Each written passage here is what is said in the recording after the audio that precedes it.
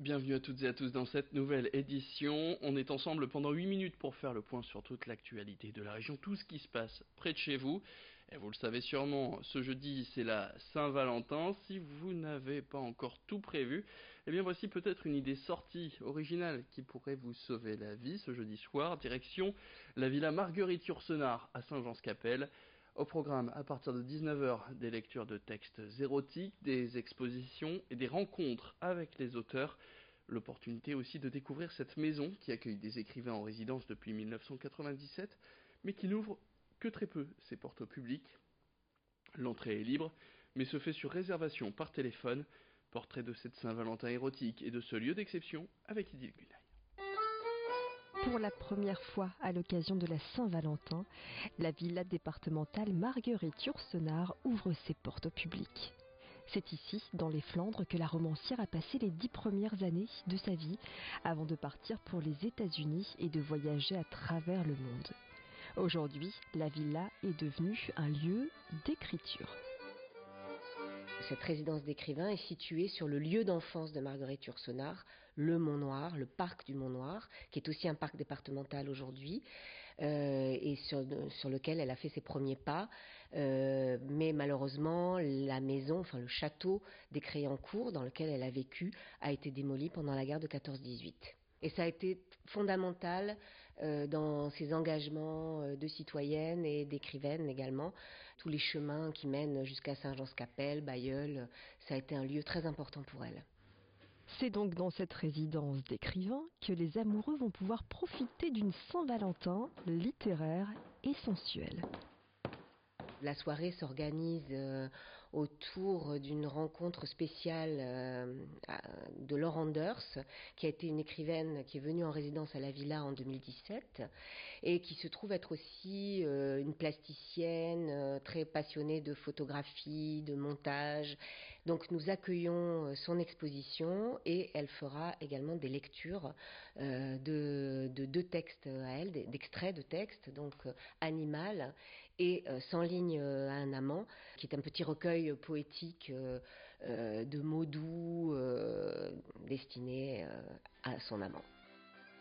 Ces lectures se dérouleront notamment dans les chambres de la villa, sur fond d'accordéon et de cornemuse, puisque la soirée se poursuivra en musique. Allez, on parle maintenant de l'actualité de cette réforme du permis de conduire étudiée par le gouvernement depuis maintenant plusieurs mois. Un permis jugé trop cher, environ 1 500 € en moyenne, ou trop élitiste, permis qui devrait donc évoluer. Aujourd'hui, seules quelques informations sont publiques quant à cette réforme. Par exemple, on sait que l'âge devrait être abaissé à 17 ans contre 18 aujourd'hui, où il y aurait une prise en charge totale pour les personnes en service civique ou en service national universel. Ces dernières années, le nombre de personnes inscrites dans des auto-écoles traditionnelles a chuté. De plus en plus de personnes se tournent vers les services de code par Internet ou les plateformes. Moins cher, une amplitude horaire plus importante, les auto-écoles ont une sérieuse concurrente, mais des économies qui ont aussi leurs inconvénients, comme par exemple des moniteurs qui changent très souvent, ou une partie administrative à faire par le candidat qui est souvent compliquée à gérer. Les auto-écoles qui craignent donc d'être les grandes oubliées de cette réforme. En début de semaine, plusieurs d'entre elles ont manifesté un peu partout en France. Alors pour en parler, Louis Caillé a rencontré Delphine François, secrétaire d'une auto-école de la région. On l'écoute tout de suite. Dans un premier temps, je veux dire inquiétude, beaucoup d'inquiétude pour l'ensemble de la profession. On ne sait absolument pas où on va. Alors l'abaissement de l'âge minimal, a priori, on n'a pas assez de recul pour savoir si ce sera positif ou négatif.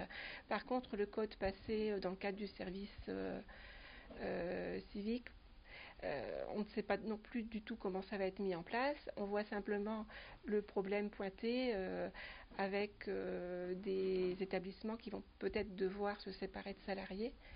Si le code est passé uniquement dans le cadre du service civique, vous avez toute une partie du travail des auto-écoles classiques qui sera détournée, quoi.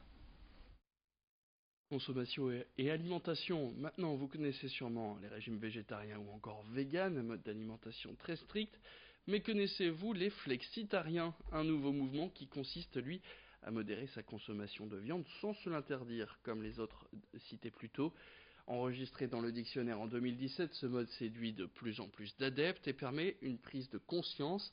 Il empêche en fait une consommation excessive de viande qui est mauvaise pour la santé, et la surproduction de viande, elle, est mauvaise pour l'environnement. Alors, pour parler des avantages de cette pratique, notamment pour les sportifs, Lucille Constant est allée interroger Frédéric Maton, médecin du sport à la cellule d'optimisation des performances du CREPS.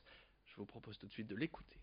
Si on ne s'interdit pas un aliment en particulier, normalement on ne devrait pas avoir de carence si on a un régime équilibré. Même chez le sportif à haut niveau de pratique, qui est flexitarien, ça ne pose aucun problème. Même à la rigueur chez le sportif à haut niveau de pratique qui est végétarien, ça ne pose aucun problème, puisqu'il y a une diversification des apports en protéines, encore une fois avec des aliments issus des animaux, comme les œufs, et ça ne pose aucune carence. Alors le mode vegan a un impact bien plus important, puisque là on se prive de toute protéine d'origine animale.